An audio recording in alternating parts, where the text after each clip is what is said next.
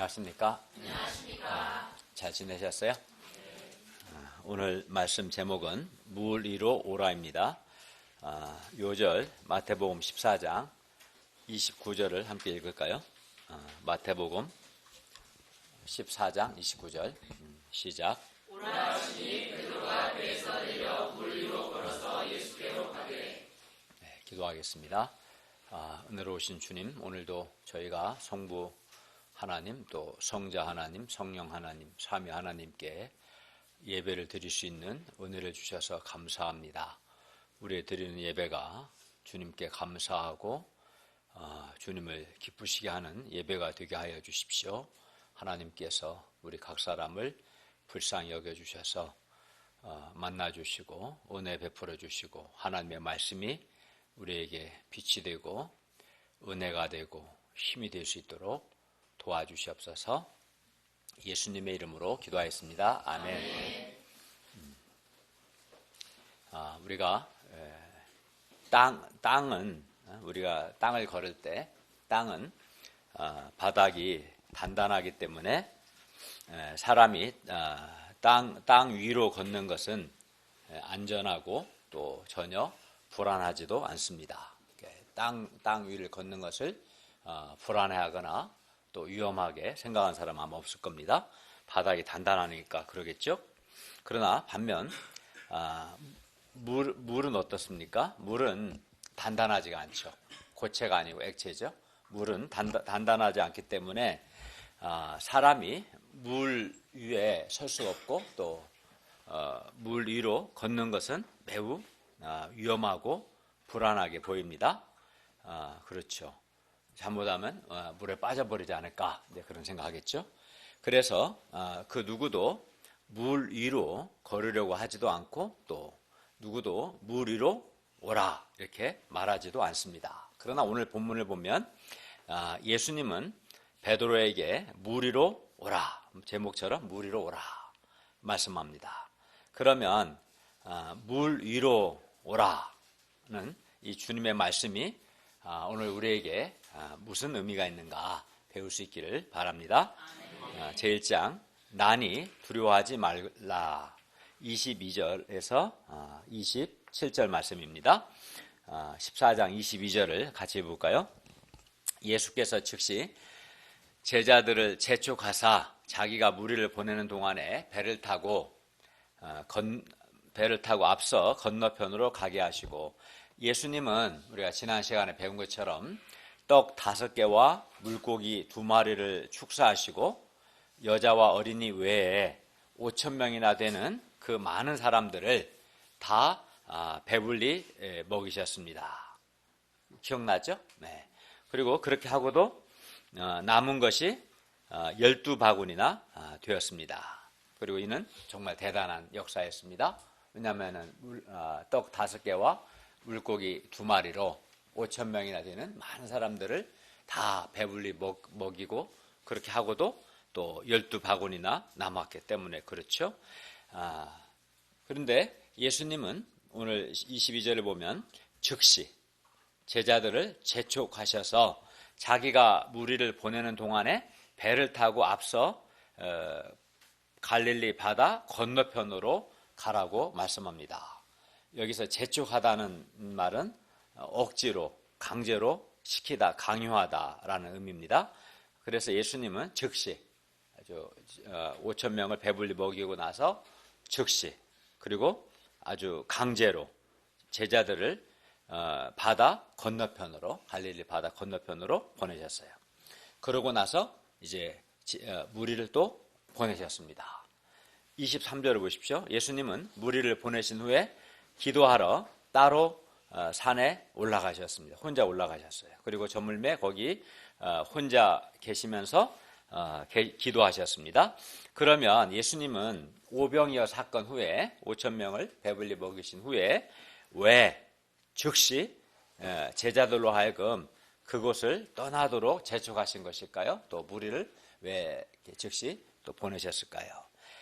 왜냐하면 당시 무리가 예수님을 따르는 그 많은 무리가 예수님께 대해서 열광하며 예수님께 대해 잘못된 기대를 가졌기 때문입니다.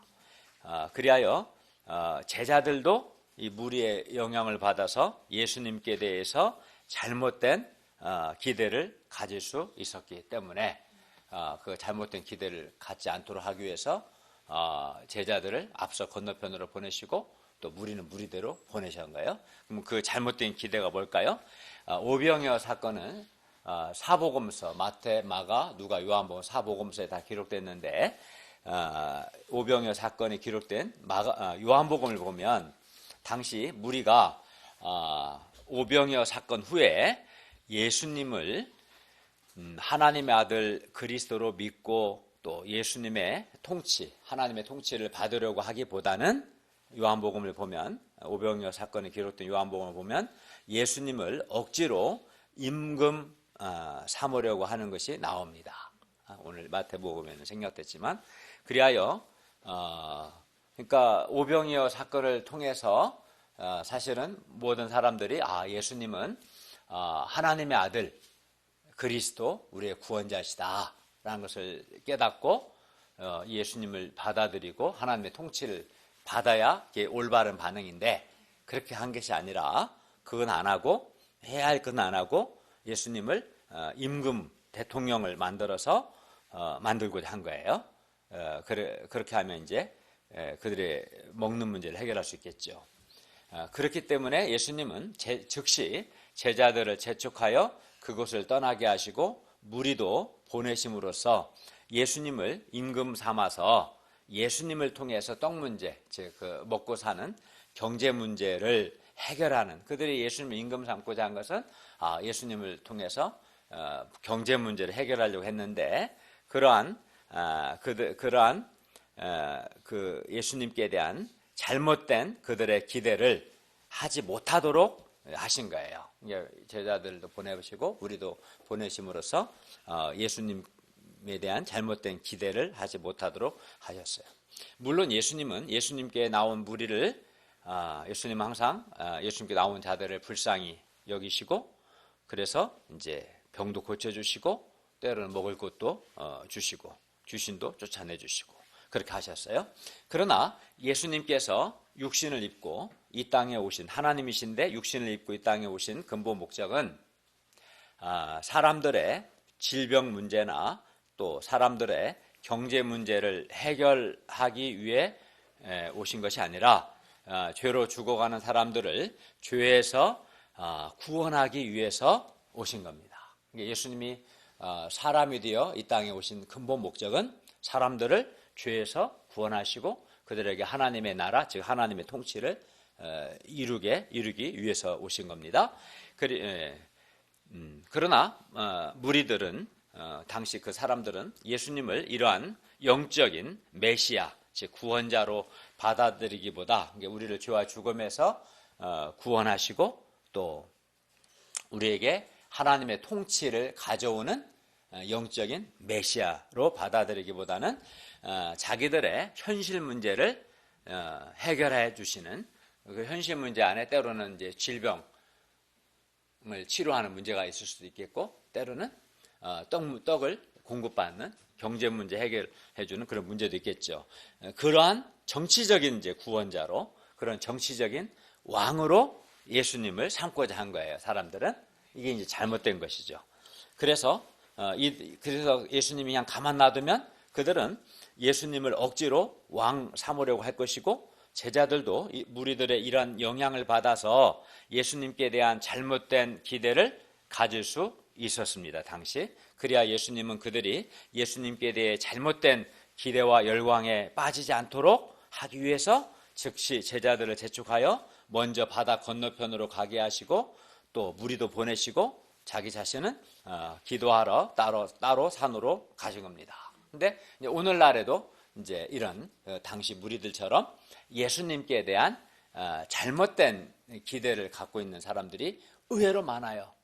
예수님은 하나님이시고 하나님이신 예수님께서 육신의 몸을 입고 사람으로 이 땅에 오신 목적은 근본적으로 우리를 죄와 죽음에서 구원하시고 우리가 하나님의 통치를 받는 삶을 살도록 하기 위해서인데 그거는 별로 관심이 없고 그냥 자기 현실 문제를 자기 이 땅에서 잘 먹고 잘 살게 해주기만을 바라는 그런 사람이 있죠.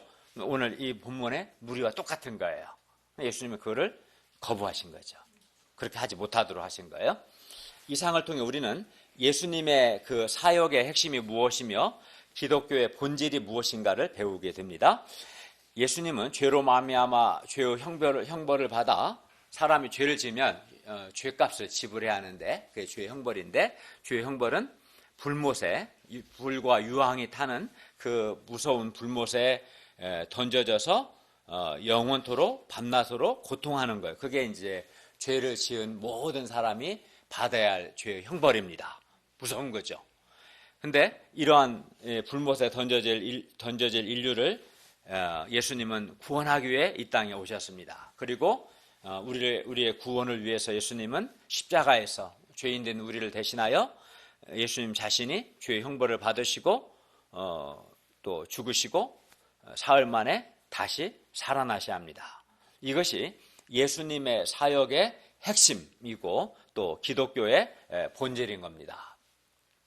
그러나 사람들은 오병이어 사건을 계기로 예수님께 대한 잘못된 기대에 빠져서 예수님께 자신들의 현실 문제 해결만을 바랍니다. 잘못된 거죠. 그러니까 주님께서 우리를 불쌍히 여기셔서 우리 현실 문제를 도와주기도 하셔요. 안 도와주시는 건 아니야. 그러나 그렇다고 해서 그 죄와 죽음에서 나를 구원하시고 나를 다스려 주시는 가장 핵심적인 것을 배제하고 현실 문제 해결만을 바라면 안 된다는 거죠. 이를 위해 예수님을 사람들은 이제 현실 문제 해결을 바라고 그래서 억지로 임금 삼으려고 합니다. 그러나 이는 아주 위험한 일입니다. 왜 그렇습니까? 왜냐하면 사람들의 이러한 시도를 허용하게 되면 예수님은 우리를 죄에서 구원하시는 그리스도란 말은 구원자라는 의미인데 그리스도의 길을 가실 수 없기 때문에 그렇습니다. 오늘날도 그렇습니다. 현대 국가에서 사람들의 경제 문제와 현실 문제를 해결해 주면 예를 들어서 졸지 마세요. 예를 들어서 예수님께서 요즘 청년 실업이 심각한데 예수님께서 연봉 한 1억이 넘는 직장을 청년들에게 다 주는 거예요. 20만 명이든 50만 명이든 그리고 집 없는 모든 사람에게 한 33평 이상 아파트를 다 공급해 주는 거예요. 하나씩. 뭐 아파트든 단독주택이든 이게 이제 사람들의 현실 문제 또는 경제 문제 해결해 주는 거잖아요. 마치 오병이어 5천 명을 배불리 먹이신 것처럼 또 오늘날 사람들의 그런 현실 문제, 경제 문제를 예수님이 해결해 주시면 오늘날도 많은 사람들이 예수님을 따를 거예요. 그죠? 그리고 사람들이 예수님을 무조건 영원한 대통령으로 삼으려 할 겁니다. 이런 예수님이랑 독재도 괜찮다 생각할까요? 그렇지 않겠어요? 자기 대권 1순위죠. 아니 생각해봐요. 서유경 목사님. 정규직, 그것도 1억 이상의 연봉을 모든 청년들에게 해마다 계속 공급해 주는 거예요. 직장을. 아파트도 계속 공급해 줘요. 그러면은 당연히 임금, 즉 오늘날은 이제 임금이라 안 부르죠. 재형 군주 국가는 별로 없으니까 대통령 삼으려고 하지 않을까요? 그렇죠. 그러면 또 제자들은 예수님의 제자니까 그 예수님의 나라에서 뭐 장관 한 자리 적어도 장관이 제자들 12명인데 장관 수가 훨씬 더 많기 때문에 기본적으로 누구나 다 장관하게 돼요. 최소한 장관도 할 수 있는 좋은 기회가 될 겁니다. 나쁠 게 없는 거예요. 다 윈윈이야, 윈윈. 예수님도 좋고 제자들도 좋고 무리들도 좋아요. 그러나 우리가 알아야 할 것은 예수님께 대한 이런 잘못된 기대를 예수님이 용납하시면 가장 중요한 이제 문제는 뭐냐면 사람을 죄에서 구원하여 하나님의 통치를 받게 하는 그리스도의 길을 갈 수 없다는 거예요. 그러면 이제 청년 실업 문제는 다 해결이 되고 주거 문제도 다 해결이 될지 몰라도 문제는 죄에서 구원받는 하나님의 통치를 받는 그것은 불가능한 거죠. 이제 그게 문제가 심각한 거죠. 그렇기 때문에 예수님은 즉시 제자들을 재촉하여 그곳을 떠나게 하셨고 자신도 무리를 보내시고 기도하러 따로 산에 올라가셨습니다. 그리고 홀로 기도하시면서 예수님 자신의 그리스도로서의 사명을 인식하시고 다시 분명히 하셨습니다. 예수님은 곧 직면하게 될 고난과 십자가의 죽음의 의미를 다시 한번 확인하시고 하나님의 뜻에 순종하기 위해 기도하셨습니다. 그러니까 사람들의 요구보다도 하나님의 뜻에 순종하고자 하셨고 또 사람들에게 정말 필요한 것이 뭔가 그들이 원하는 것을 해결해 주는 게 아니라 그들을 죄에서 구원받게 하는 정말 필요하신 것이 뭔가 이를 위해서 기도하셨습니다. 그러므로 우리 역시 예수님께 대한 잘못된 기대를 하지 않아야 하며 예수님께 대한 사람들의 잘못된 기대를 거부해야 합니다. 이게 참 어려움이 있죠. 예수님이 뒤에 앞에서 보면 요한복음 6장에서 예수님께서 사람들의 그 요구를 거절하셔요. 그러니까 사람들이 실망하고 다 떠나버려요. 또 많은 사람들이. 그러나 그건 어쩔 수 없는 거예요. 무리를 불쌍히 여기셔서 그들의 현실 문제를 도와주는 것과 예수님께 대한 잘못된 기대를 허용하는 것은 다른 겁니다. 우리도 주님께서 우리의 현실 문제를 안 도와주시진 않거든요. 직장을 구할 때도 도와주시고 학교 공부할 때도 도와주시고 여러 우리의 문제를 도와주시죠. 그렇다고 해서 그 죄에서 구원이 아닌 현실 문제 해결 자체가 우리 신앙의 목표가 되어서는 안 되는 거죠. 우리가 예수님께 대한 우리 자신이든 다른 사람들의 잘못된 기대와 환호를 적극적으로 이용하거나 묵인하면 적어도 묵인만 해도 당장 사람들을 많이 모을 수는 있을 겁니다. 사람들은 그걸 원해요. 본성적으로 죄와 죽음에서 구원받고 하나님의 통치를 받는 정말 영생을 맛보는 그런 삶보다는 이 땅에서 자기 현실 문제, 경신 문제 해결받고 이 땅에서 편하고 화려하게 잘 먹고 잘 사는 것. 그걸 많은 사람들이 본성 그걸 원해요. 심지어 교회에서도 그렇게 해주기를 바라요. 그리고 그걸 해줄 것처럼 살살 이렇게 미끼를 던지면 사람들을 많이 모을 수는 있을 겁니다. 그러나 그렇게 하면 사람들은 계속해서 예수님께 잘못된 기대를 할 것이고 그리고 그 결과 예수님을 죄와 죽음에서 구원하시는 그리스도로 인격적으로 만나고 또 하나님의 통치를 받고 또 예수님을 따르는 삶을 살려고는 하지 않을 것입니다. 망하는 거죠. 그러므로 우리는 예수님께 대한 사람들의 잘못된 기대를 거부하고 우리도 예수님과 같이 각 사람들이 죄에서 구원받고 하나님의 통치를 받도록 도와야 합니다. 그게 하나님의 뜻이고 그게 사람을 잘 돕는 거예요. 그게 그 사람에게 가장 중요하고 좋은 것을 공급해 주는 겁니다. 그러면 24절을 보십시오. 한편 배를 타고 떠난 제자들은 배가 이미 육지에서 술이나 떠나서 아마 몇 킬로 지났다는 거죠. 바람이 거스름으로 바람이 거스른다는 말은 이제 역풍을 만난 거죠. 이렇게 순풍이 아닌 이쪽으로 가야 하는데 여기서 바람이 거스르니까 역풍을 만나 물결로 그 바람이 막 불면 어때요? 이렇게 바람에 의해서 바다에 물결이 일어날 거 아니에요? 그래서 고난을 당하고 있었습니다. 제자들은 거스르는 바람 때문에 이 역풍 때문에 밤새도록 갈릴리 호수 위에서 헤매고 있었습니다. 그들은 막 노를 앞으로 나가려고 바다 건너편 나가려고 막 노를 저었는데 그 거스르는 바람이 너무나 세서 막 한두 시간 몇 시간을 노를 저어도 뭐 기껏해야 한 100-200m 나가기도 힘든 그래서 앞으로 나가지도 못하고 그러면서 이 노를 젓느라고 지쳤습니다. 또 두려웠습니다. 제자들 입장에서는 아마 당시 생각해 보세요. 밤새도록 거스르는 바람 때문에 앞으로 잘 가지도 못하고 노를 젓느라 몸도 마음도 힘들었어요. 예수님께서 배를 타고 앞서 건너편으로 가라고 하셔서 제자들은 이 예수님의 말씀에 순종한 것밖에 없는데 바다 위에서 거스르는 바람 곧 역풍을 만난 거죠. 예수님 말씀 듣고 갔는데 역풍을 만난 거예요. 아마 예수님이 원망스러웠을지도 모릅니다. 제자들 입장에서. 그리고 이미 육지에서 술이나 떠났기 때문에 다시 되돌아가기도 어려웠을 겁니다. 제자들은 역풍에 맞서 거스르는 바람에 맞서서 그 어두운 시간에 바다 위에서 힘겹게 노를 저어야 했습니다. 다른 선택 여지가 없죠. 제자들은 거스르는 바람에 맞서서 힘을 다해서 노를 저었지만 거스르는 바람이 너무 세서 이 바람 때문에 앞으로 나아가지는 못했습니다. 그렇다고 그냥 가만히 있을 수도 없었습니다.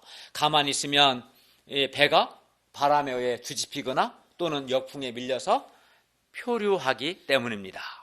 제자들은 처음에는 바람이 잠깐 거스르다 말겠지라고 아마 생각했을지 모릅니다. 그러나 그것이 아니었습니다. 예수님이 그들을 찾아오신 시간이 밤 사경이죠. 25절에 보면. 근데 이 밤 사경이란 말은 새벽 3시에서 6시 사이인데, 근데 그들은 또 전날 저녁부터 다음날 새벽까지, 전날 이제 해가 지고 바다에 갔기 때문에 한 6, 7시 정도 출발해서 지금 새벽 3시에서 6시 사이니까 적어도 6시간, 7시간 이상 상당히 오랜 시간 동안 바다 위에서 거스르는 바람 때문에 고난을 당한 겁니다. 많은 고난을 당했어요. 그래서 제자들은 몸도 마음도 다 지쳤습니다. 25절을 볼까요? 한번 읽겠습니다. 시작.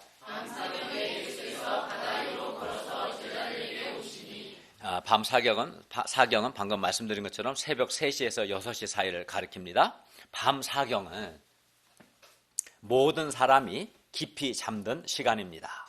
예수님은 바로 그 시간에 바람이 거스름으로 물결로 말미암아 고난당하고 있는 제자들을 밤 사경에 찾아오셨습니다. 예수님은 그 누구도 예상하지 못한 바로 그 시간에 제자들을 찾아오셨습니다. 그리고 누구도 예상하지 못한 방법, 곧 바다 위로 걸어서 제자들에게 오셨습니다. 사람은 물 위로 걸을 수 없습니다.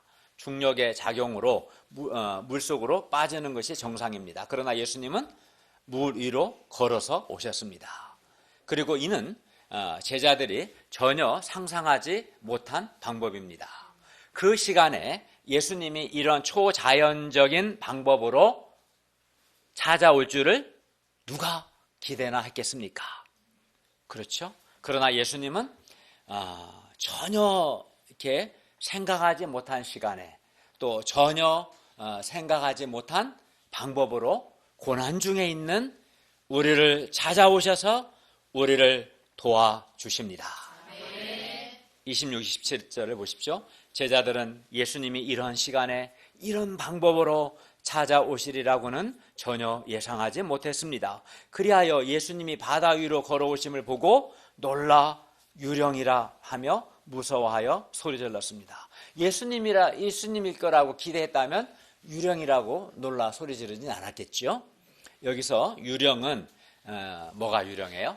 실체가 없는 어떤 허상 또는 악령이라고 할 수 있는데, 당시 그 사람들은 바다가 악령의 집이다라고 생각했습니다. 제자들은 물 위로 걸어오시는 분이 예수님이실 수도 있다라는 생각은 전혀 못했던 겁니다. 그리하여 주님은 즉시 말씀으로 자신을 나타내십니다. 27절을 보십시오. 안심하라, 나니 두려워하지 말라. 예수님은 피곤하고 지친 제자들을 격려하셨습니다. 안심하라, 나니 두려워하지 말라 말씀하셨습니다. 오병이어로 5,000명이나 되는 그 많은 사람들을 다 배불리 먹이시고 또 제자들을 돕기 위해서 깊은 밤 바다 위로 걸어오신 창조주이신 예수님께서 그들 곁에 있기 때문에 이제 제자들은 두려워할 필요가 있어요, 없어요? 없습니다. 그렇죠? 오병이어로 5,000명을 먹이시고 바다 위를 걸어오신 예수님은 창조주 하나님이십니다. 전능하신 창조주 하나님이십니다. 그리고 이 전능하신 창조주 하나님께서 이제 제자들에게 오셨기 때문에 제자들은 안심해야 합니다. 안심해도 됩니다. 두려워할 필요가 전혀 없습니다. 어린 자녀가 홀로 집에서 무서워하고 있을 때 아빠가 옵니다.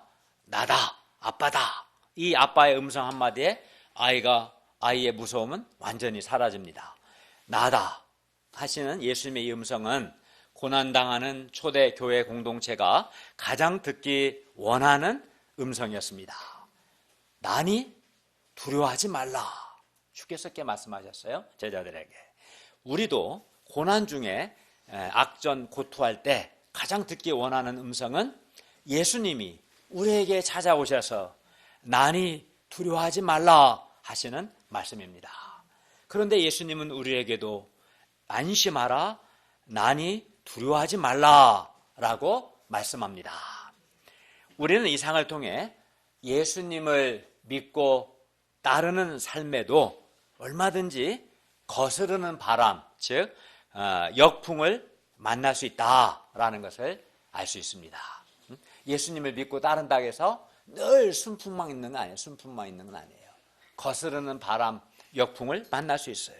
예수님의 말씀에 순종해서 나아가는데도 불구하고 제자들은 막 임의로 한 게 아니에요. 예수님의 말씀에 순종해서 나아갔어요. 그럼에도 불구하고 얼마든지 거스르는 바람, 즉 역풍을 만날 수 있습니다.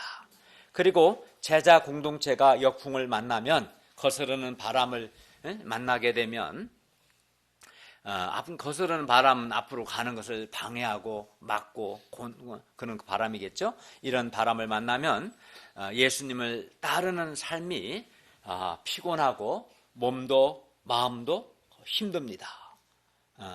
1세기 기독교 공동체는 박해라는 거센 역풍 가운데 있었습니다. 교회가. 기독교 공동체는 유대교의 박해를 받았고 또 로마 제국의 박해를 받았습니다. 그것도 기독교가 합법 종교로 공인된 313년까지 근 300년 가까이 거스르는 바람에 맞서야만 했습니다. 그래야 그들은 상당히 오랜 기간 동안 그들을 거스르는 바람과 맞서 싸워야만 했습니다. 그들이 선택한 건 아닙니다. 그건 어쩔 수 없는 상황이었어요. 그런데 이런 거스르는 바람은 우리 현재 신앙 공동체나 우리 각 개인에게도 이런 바람은 얼마든지 올 수 있습니다. 그리고 이로 인해서 우리도 고난을 당합니다. 거스르는 바람은 우리를 힘들게 합니다. 그리고 이때 우리는 믿음으로 사는 것이 피곤하고 힘들게 느껴집니다. 그리하여 짜증이 날 수도 있고 신경이 날카로워질 수도 있고 예수님을 믿고 따른 삶이 후회가 될 수도 있습니다.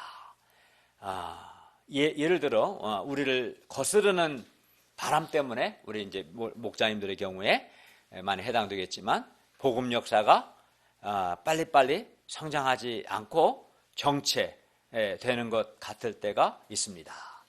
앞으로 나아가고자 하는데 거스르는 바람을 만날 수 있겠죠. 이때 몸도 마음도 힘듭니다. 계속해서 전도의 노를 젓는 것에 대해서 이제 피곤한 생각이 들 수가 있어요. 피곤합니까? 김대한 목사님? 그리고 또 우리는 개인적으로도 어떤 질병이나 또 실패와 같은 인생의 역풍을 만날 때가 있는데 이때 또 힘듭니다. 앞으로 나아가고자 하는데 앞으로 나아가는 나를 막는, 방해하는, 거스르는 그런 바람을 만나면 힘들죠. 근데 이제 반면은 인생의 순풍을 만나면 좋겠죠. 그죠? 근데 순풍만 있는 게 아니라 역풍을 만날 수 있어요. 그때 힘듭니다. 그러면 이때 우리는 어떻게 합니까? 우리는 거스르는 바람과 맞서 싸워야 합니다.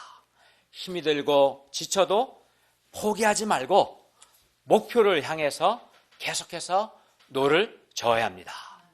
왜 그렇습니까?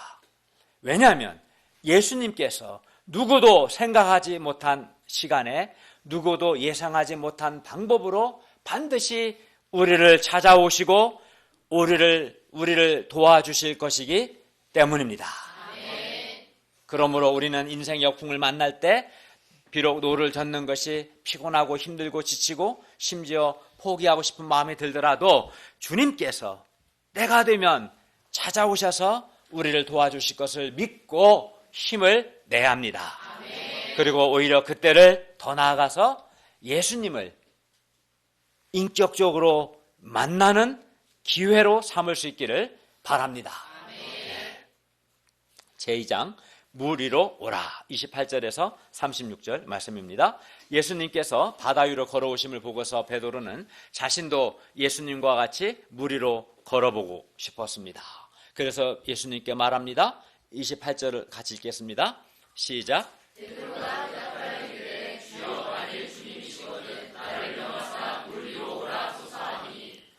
베드로의 대답은 의외였습니다. 여러분 같으면 이렇게 말할 수 있겠어요? 베드로는 거스르는 바람으로 인해서 밤새 고난을 당했습니다. 잠깐 전에는 예수님을 유령으로 착각하고 무서워하여 소리까지 질렀습니다. 그러므로 베드로는 안전하게 그냥 배 안에 가만히 있으면 되었습니다. 물 위를 걷는 것은 매우 위험한 일입니다. 물 위를 걷는 것은 불안합니다. 그러나 베드로는 그냥 배 안에 가만히 있지 않고 시키지도 않은 일을 하려고 합니다. 자신도 예수님과 같이 예수님처럼 물 위로 걷고 싶었습니다. 베드로의 이 요청은 예수님을 따르고자 하는 그의 열정이 아주 특별함을 보여줍니다. 그러면 예수님은 베드로의 이런 요청을 어떻게 생각하셨을까요? 예수님은 야, 내가 물 위로 걷는다고 너도 하려고 하냐? 베드로야, 위험하니까 그냥 가만히 있어. 배에 있어. 내가 갈 테니까. 이렇게 말씀하지 않으셨습니다. 그러면 예수님은 뭐라고 말씀합니까? 29절을 보십시오. 예수님은 베드로에게 오라 하셨습니다. 물 위로 오라 명령하셨습니다. 예수님은 물 위로 걷고자 하는 베드로의 소원을 기뻐하셨습니다. 예수님은 베드로가 예수님을 믿고 그도 예수님처럼 물 위로 걷기를 기뻐하시고 또 원하셨습니다. 예수님은 그가 안전하게 배 안에 그냥 가만히 있는 것보다 그도 예수님을 믿고 믿음으로 물 위로 걷는 것을 시도하고 도전하는 것을 기뻐하시고 또 원하셨습니다. 우리가 땅 위로, 물이 아닌 땅 위로 걷는 것은 전혀 불안하지도 않고 또 전혀 위험하지도 않습니다. 믿음이 요구되지 않습니다. 사실 그냥 걸어가면 되는 거죠. 2살 서준이도 할 수 있는 거예요. 땅을 위에 걷는 거. 그죠? 그러나 물 위로 걷는 것은 어떻습니까? 물 위로 걷는 것은 한강을 생각해. 우리 조금만 다가 한강이 나오잖아요. 물 위로 걷는 것은 솔직히 불가능해 보이고 매우 위험해 보이고 매우 불안해 보입니다. 저같이 수영을 못한 사람은 죽으라는 말입니다. 물 위로 걸으란 말은 방법이 없는데 죽는 거 외에는. 따라서 물 위로 오라는 것은 예수님을 믿고 예수님을 의지해서 물 위로 오라는 게 무슨 말이냐? 물 위로 걷는 것 자체는 되게 불가능해 보이고 위험해 보이고 불안해 보이지만 예수님을 창조주 예수님을 믿고 예수님을 의지해서 불가능해 보이고 위험해 보이고 불안해 보이는 일이라도 한번 시도해보고 도전해보라, 그런 의미입니다. 우리가 사실 지금 여기서 물 위로 걷는 건 아니겠죠.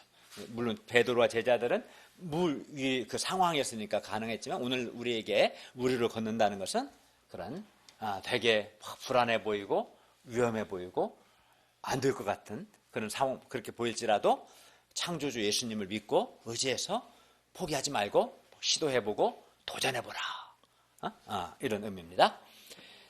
예수님은 우리가 예수님을 믿고 의지해서 불안해 보이고 또 위험해 보이고 불가능해 보이는 일들이라도 시도하고 도전해 보기를 원하십니다. 그건 힘들 것 같아요. 그건 좀 위험할 것 같아요. 불안한데요. 그렇게 하지 말고 창조주 예수님 믿고 시도해 보라는 거예요. 그리하여 물 위로 오라 이렇게 말씀합니다. 우리에게도. 이에 베드로는 배에서 내려서 물 위로 정말 걸어서 예수님께로 갔습니다. 이는 믿음의 시도고 믿음의 역사였습니다. 믿음이란 뭡니까? 믿음이란 주님을 믿는 거고 하나님을 믿는 거예요. 하나님을 믿고 하나님의 말씀, 주님의 말씀에 자신을 맡기고 앞으로 나아가는 거예요. 믿음이란 주님을 믿고 주님을 믿기 때문에 오라 하시는 주님의 말씀에 자신을 맡기는 거예요. 그게 믿음인 거예요. 맡기지 못하는 것은 주님을 믿지 않기 때문에 그런 거예요. 주님을 믿는다는 것은 하나님을 믿고 하나님을 정말 믿기 때문에 하나님의 말씀에 자신을 맡기고 그 말씀에 순종하는 거예요. 그게 믿는 거예요. 그렇게 해보라는 거예요. 오라! 그 말씀에 자신을 맡겨서 정말 그는 믿음으로 걸어본 거예요.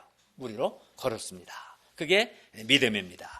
베드로가 물 위로 오라 하시는 예수님을 믿고 주님을 믿고 오라 하시는 예수님의 말씀에 자신을 맡겼을 때 예수님의 창조주 예수님의 능력이 그에게 나타났습니다. 그리하여 그도 예수님과 같이 중력의 법칙의 지배를 받지 않고 물 위로 걸을 수 있었습니다. 베드로가 오라 하시는 예수님의 말씀을 믿고 그 말씀에 예수님의 말씀에 자신을 온전히 맡겼을 때 그도 예수님처럼 물 위로 걸을 수 있었습니다. 주님의 능력은 하나님의 능력은 이렇게 하나님을 믿고 하나님의 말씀에 자신을 맡길 때 나타납니다. 말씀에 자신을 맡길 때 너희는 먼저 그의 나라와 그의 일을 구하라. 그리하면 이 모든 것을 너에게 더하시리라. 그 하나님을 믿고 그 말씀에 자신을 맡겼을 때 하나님의 모든 걸 더하신 능력이 나타나고 우리 지난 시간에 배운 것처럼 그것을 내게로 가져오라. 그 말씀에 자신을 맡길 때 오병이어를 축사하시고 복을 주셔서 배불리 먹이시고 귀하게 쓰시는 주님의 능력이 나타나는 겁니다. 주님을 믿고 주님의 말씀에 자신을 맡기는. 그러면 우리가 정말 믿는다면 내가 믿고 맡긴 말씀이 있어야겠지요. 그리하여 우리가 주님의 말씀을 믿고 주님의 말씀에 자신을 맡길 때 주님의 능력이 우리에게도 나타납니다. 베드로는 예수님을 바라보고 물 위로 걸었습니다. 아마 베드로는 자기 자신도 자기가 물 위로 걷는 것에 대해서 매우 놀랐을 겁니다. 그런데 가다가 베드로는 갑자기 바람을 보았습니다. 처음에는 예수님을 바라보고 예수님을 믿고 예수님의 말씀에 자신을 맡겨서 걸었는데 중간에 그는 바람을 봤어요. 바람을 거스르는 그 강한 바람을 바라보았습니다. 그리고 바람이 세게 부는 것, 바람이 파도를 막 일으키는 것을 보는 순간 그는 안타깝게도 믿음을 잃어버리고 그러자 무서워졌습니다. 베드로는 물속으로 빠져들기 시작했습니다. 베드로는 소리질러 말합니다. 주여 나를 구원하소서. 예수님께서 즉시 손을 내밀어 그를 붙잡으며 말씀합니다. 31절 하반절을 보세요. 한번 읽어볼까요? 이르시되부터 시작. 이르시되 믿음이 작은 자여 왜 의심하였느냐 하시고. 여기서 믿음이 작다는 것은 뭡니까? 믿음이 작은 자여. 믿음이 작은 자여 왜 의심하였느냐? 믿음이 작다는 것은 양적인 면에서도 믿음이 작다는 의미이지만 또 한편 시간적으로도 믿음이 작다는 의미입니다. 베드로는 처음에는 예수님을 보고 예수님이 자기를 물 위로 걷게 하실 것을 믿고 오라 하시는 예수님의 말씀에 자신을 맡기고 그렇게 했을 때 창조주 예수님의 능력으로 물 위로 걸을 수 있었습니다. 처음에는. 그런데 잠시 후 그는 바람을 보고 안타깝게도 믿음을 잃어버렸습니다. 베드로의 믿음은 잠시 있다가 바람을 보고 사라져버린 그런 믿음이었습니다. 그러니까 믿음이 계속 지속되지는 않은 거죠. 처음엔 믿고 믿음으로 말씀에 자신을 맡겼을 때는 걸었는데 바람을 보자 두려워졌고 믿음을 잃어버렸어요. 그런 믿음은 작은 믿음입니다. 베드로의 믿음은 믿음이 있다가도 바람을 보면 두려워서 잃어버리는 그런 작은 믿음이었습니다. 그런 믿음을 예수님은 작은 믿음이다 말씀합니다. 베드로는 믿음을 잃고 의심했습니다. 믿음을 잃으면 그 다음에는 의심이 찾아오죠. 믿음을 잃어버리니까 의심이 찾아오는 겁니다. 의심했습니다. 예수님은 말씀합니다. 왜 의심하였느냐?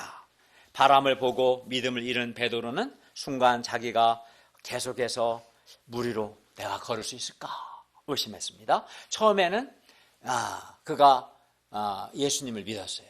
예수님께서 나도 예수님처럼 물 위로 걷게 하실 것을 믿고 오라 졸지 마요. 오라 하시는 예수님의 말씀에 자신을 맡기고 믿음으로 걸었어요. 근데 그는 이제 바람을 보고 믿음을 잃어버렸고, 믿음을 잃어버리니까 이제 의심이 생긴 거죠.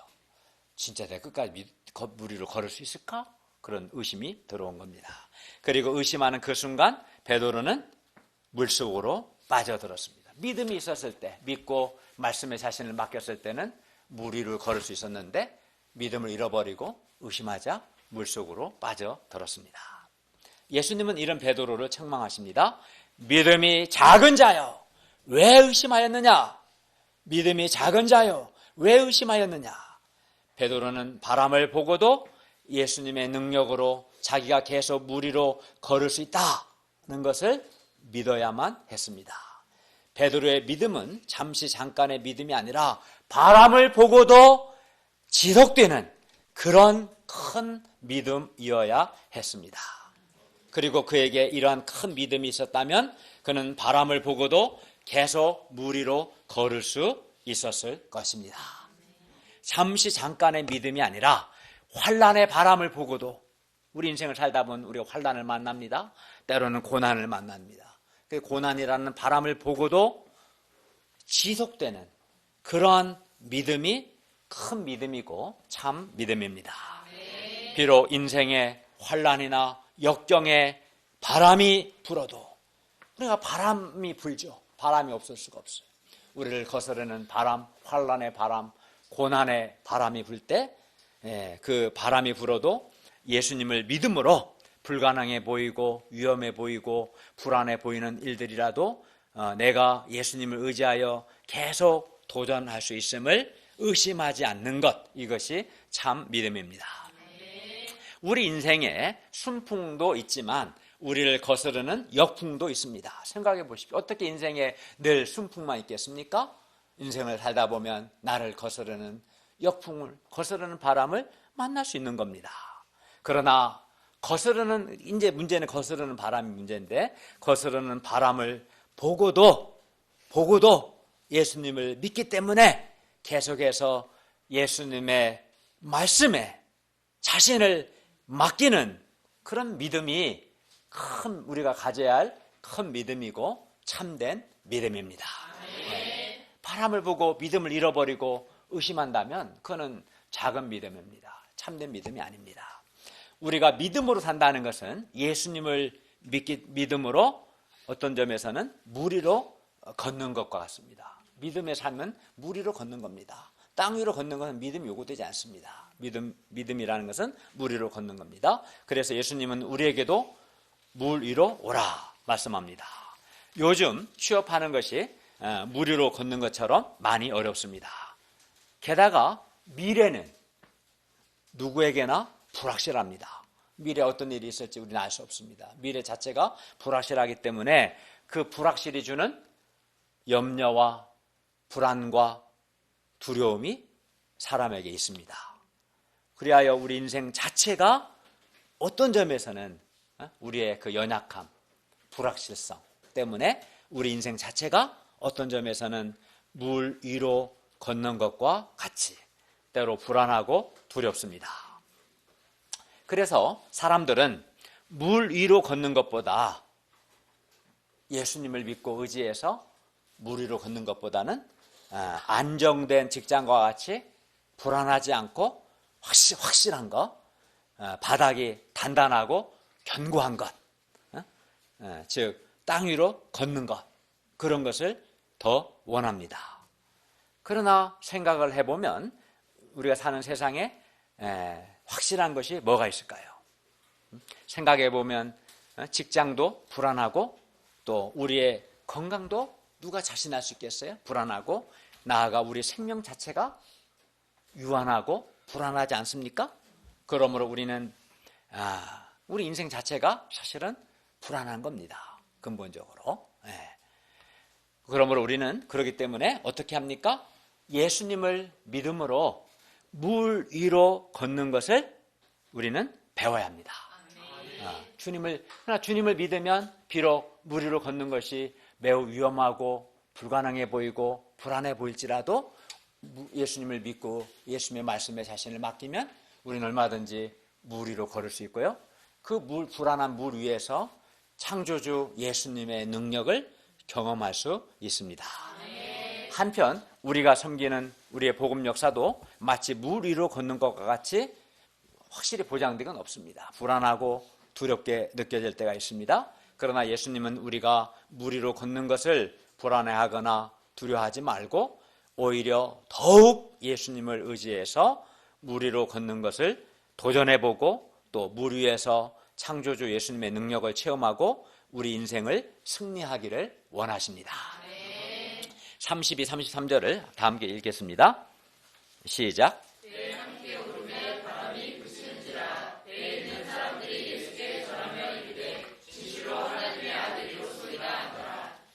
떡과 물고기로 5,000명을 배불리 먹이셨고 물 위로 걸어 제자들을 찾아오셨고 물에 빠진 베드로를 구출하신 예수님은 진실로 하나님의 아들, 하나님, 즉 이 말은 예수님 자신이 하나님이시다는 의미입니다. 진실로 예수님은 천지를 창조하신 창조주 하나님이십니다. 예수님은 우리를 구원하시는 구원자이십니다. 예수님은 교회가 역풍을 만나 고난당할 때 누구도 예상치 못한 시간에 누구도 예상치 못한 방법으로 교회를 찾아오셔서 교회를 구원하시고 도와주시는 교회의 주인이십니다. 34절에 36절을 보십시오. 그들이 건너가 게네사렛 땅에 이르니 그곳 사람들이 예수님이신 줄을 알고 그 근방에 두루 통지하여 모든 병든 자를 예수님께 데리고 와서 다만 예수의 옷자락에라도 손을 대게 하시기를 간구하니, 왜냐하면 손을 대는 자는 다 나음을 얻었습니다.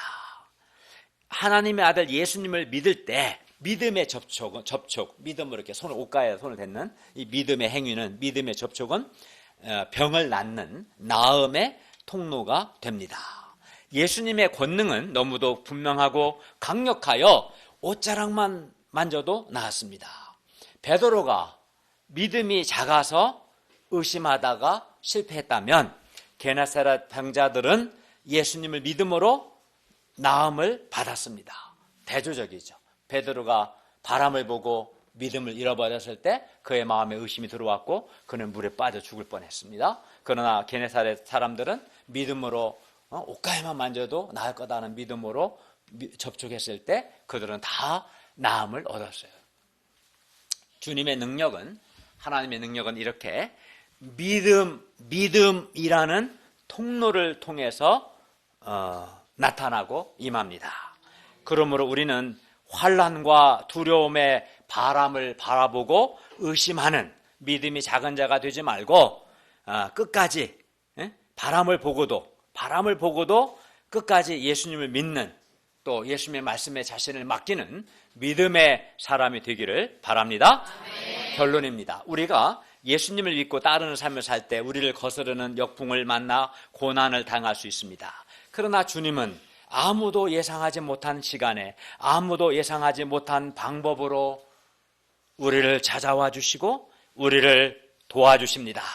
그러므로 우리가 역풍으로 인해 고난을 당해 힘들지라도 주님의 구원을 믿고 믿음으로 인내하며 믿음으로 최선을 다할 수 있기를 기도합니다.